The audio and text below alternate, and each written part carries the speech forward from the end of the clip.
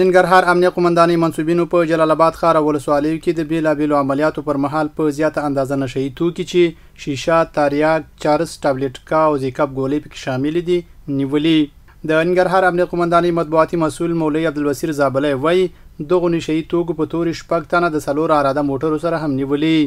د ننګرهار ولایت امنیه قومندانۍ د نشهیي توکو پر وړاندې د مبارزې مدیریت منصوبینو په جلال آباد ښار او ولسوالیو کې یو لړ عملیات ترسره کړي دي چې د عملیاتو په نتیجه کې 280 کیلو شیشه، 15 کیلو چرس، 25 کیلو تریاک، 6000 تابلیټکا ګولۍ، 700 زیکاپ ګولۍ، 4 عرادې موټر او په تورې 6 تنه نیولي دي.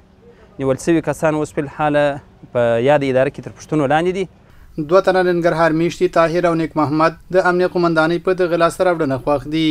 دوی په دغه برخه کې له امنیتي منصوبینو د لا هڅو غوښتنه کوي او دا کوم چې نیولي دي ډېر ښه کار کړی دی او باید چې نورو ته ځان ورسي او چې ارزه کې د نشهیي توکو کار څوک چې باید هغه ټول ونیول شي. دا ځوانانو کوم نسل دی هغه ټول تباه کوي او بربادي.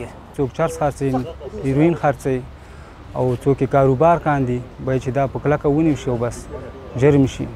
ننګرهار امنیه قومندانۍ مسؤلین ولسونو ته ډاډ ورکوي چې منصوبین شپه ورځ د ولس په خدمت کې دي او په خبره یې هیڅ چاته اجازه نه ورکوي چې ناقانونه فعالیتونه ترسره کړي.